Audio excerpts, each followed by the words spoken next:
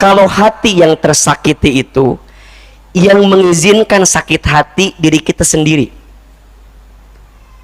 Tersakiti, jadi yang ngizinin sakit hati siapa? Diri kita sendiri. Kalau hati yang disakiti berarti memang ada orang yang menyakiti kita. Kalau tersakiti ke diri sendiri, kalau disakiti ke orang lain.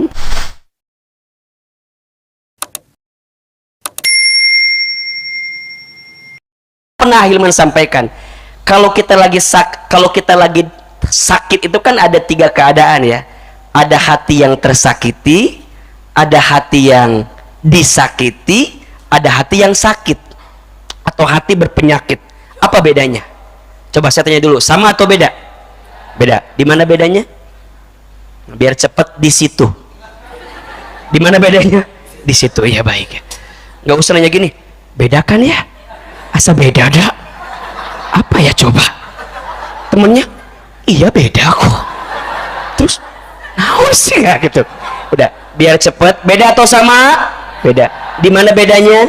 Gitu. Apalagi apa yang belakang? Bedakan ya? Jangan.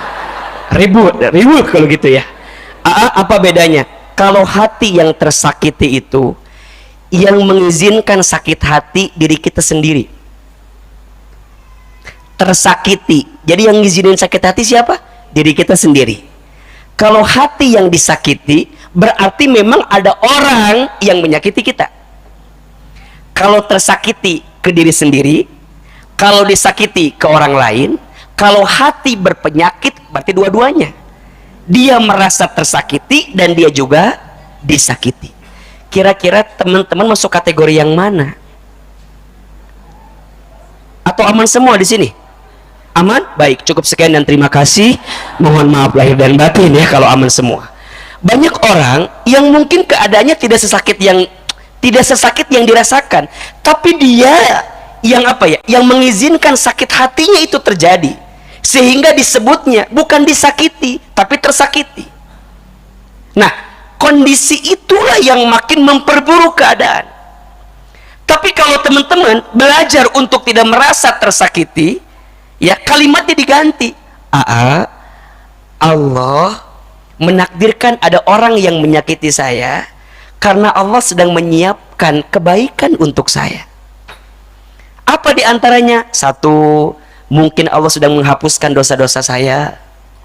Mungkin selama ini kita mohon maaf ya, banyak jauh dari Allah, ditegur sama Allah. Dengan cara apa? Allah mengambil orang yang kita cintai itu. Karena mungkin selama ini kita terlalu berharap kepada orang yang kita cintai itu. Kemudian Allah ambil cinta itu. Agar apa? Agar kita kembali kepada cinta yang sesungguhnya. Kepada siapa? Allah. Atau yang kedua, Allah sedang meningkatkan derajat saya. Kenapa? Allah sedang menggantikan dengan orang lain. Karena Allah tahu, hey, orang itu nggak baik untuk kamu. Orang itu bukan yang terbaik untuk kamu. Allah sengaja mematahkan hatimu untuk membentuk hatimu agar engkau bertemu dengan hati yang lebih baik daripada dia yang pergi ninggalin kita. Jadi simple di situ mikirnya. Dan itu menenangkan betul. Maka kalau lagi bersyukur ini kuncinya. Jangan membandingkan hidupmu dengan orang lain. Fokusnya ke siapa? Ke Allah. Jangan fokus bandingin sama orang. Capek. Capek apa enggak? Capek. Kenapa ya nasib aku nggak kayak temen aku? Temen aku tuh fine-fine aja loh hidupnya. Kerjanya bagus, jodohnya juga deket. Terus aku gimana? Tuh ingat tuh. Jawabannya kenapa? Salahnya teman-teman membandingkan hidupmu dengan orang lain. Salahnya di situ. Padahal masing-masing orang punya zona kebahagiaannya sendiri, betul atau tidak? Ingat ya, di antara faktor mengapa hidup kita tidak bahagia karena sibuk membandingkan hidup kita dengan orang lain. Maka teman-teman nggak boleh begini. Teman aku masih seangkatan udah nikah semua, tinggal aku. Terus akhirnya dia berkata-kata yang buruk kan. Aku sejelek itukah aku Hilman? Sampai nggak ada yang mau sama aku? Ngaca tuh. Coba masa nanya ke saya. Nah itu datang, kenapa coba? Karena kita nggak pandai bersyukur dengan keadaan dan bandingin sama orang. Teman-teman ikhwan, kenapa ya? Semua teman ikhwan saya udah nikah semua, tinggal saya. Bahkan teman ikhwan saya ada yang pernah udah 2 kali nikahnya. Orang hiji ge acan. Saya satu aja belum. Teman-teman, tolong catat ini, siapin kameranya ini ya. Ini jangan biar nggak diulangi lagi ini ya. Pernikahan itu bukan perlombaan. Bukan berarti yang lebih cepat itu lebih baik, belum tentu. Pernikahan itu jalan keberkahan.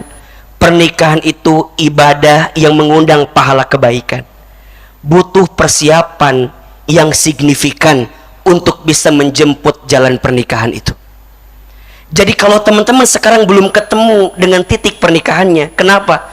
Karena mungkin jalannya sedang Allah berikan dulu kepada kita agar kita menemukan persiapan terbaik sebelum kita bertemu dengan titik pernikahan itu. So, jangan insecure, apalagi overthinking. Ini bahasanya Tangsel ya, atau Jaksel sedikit gitu ya. Jangan apa? Insecure, jangan overthinking. Apa itu insecure? Jangan rendah diri. Ingat ya, kamu itu adalah makhluk terbaik yang Allah ciptakan, kan? Laqad khalaqnal insana fi ahsanit taqwim. Sungguh kami, kata Allah, telah menciptakan manusia dengan bentuk yang paling sempurna. Kalau bukan kita yang mencintai kita, siapa lagi? Udah mah dia pergi ninggalin kita, masa kita nggak cinta sama kita?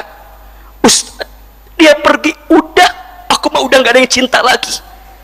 Kalau udah nggak ada orang nyintain kita, cintai diri kita sendiri saja.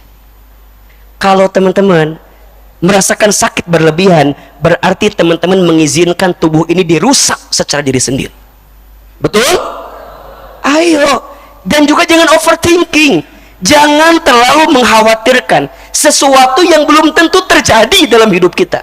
Ruginya 2. 1, teman-teman mikirin sesuatu yang hari ini belum terjadi. Dan yang kedua, yang paling ngenes, ketika yang kita pikirkan benar-benar terjadi. Allahu Akbar walillahil hamd. Jadi gimana? Ya sudah, belajar untuk apa? Melihat dengan kacamata syukur dan jangan membandingkan dengan orang lain. Kalau sibuk membandingkan, ujungnya apa? Dengki nanti keluar, iri nanti keluar, mohon maaf, ain nanti keluar. Lihat kebahagiaan orang, kayaknya nggak senang banget. Hah? Dia nikah? Dia nikah? Oh, iri sama orang, dengki sama orang. Mohon maaf ya, yang nikah orang lain ya. Yang stroke ringan kita. Capek. Ini kan penyakit kita nih. Kadang-kadang mohon maaf ya, teman kita beli kulkas, kita yang kedinginan, ada. Teman kita beli kompor gas, kita yang kepanasan. Teman kita naik jabatan, kita yang hitung pendapatan. Iya. Teman kita ganti beli iPhone Pro Max, kita minum Promah.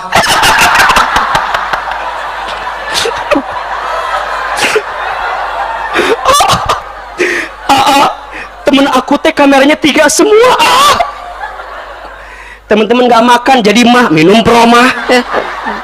Sekaligus ini endorse untuk Promah ya, ini endorse ya. Jadi kalau anda sedang mah, minum aja Promah, insya Allah itu baik ya. Kadang-kadang begitu. Teman kita masang parabola, kita minum Paramex. Capek sendiri kita teh jadinya teh. Aduh.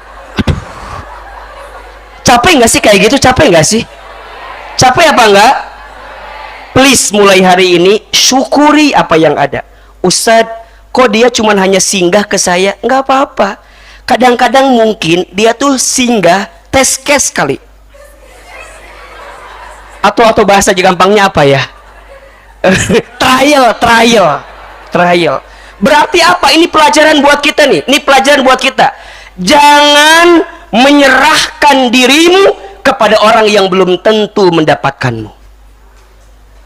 Jangan menyerahkan dirimu kepada orang yang belum tentu jadi milikmu. Jangan menyalahkan orang yang pergi meninggalkanmu, tapi coba evaluasi diri. Salahnya kamu yang terlalu berharap kepada orang yang pergi meninggalkan. Betul? Ustaz, kenapa ya? Kenapa ya? Ya kenapa kamu mau? Sudah, yang lalu biarlah berlalu.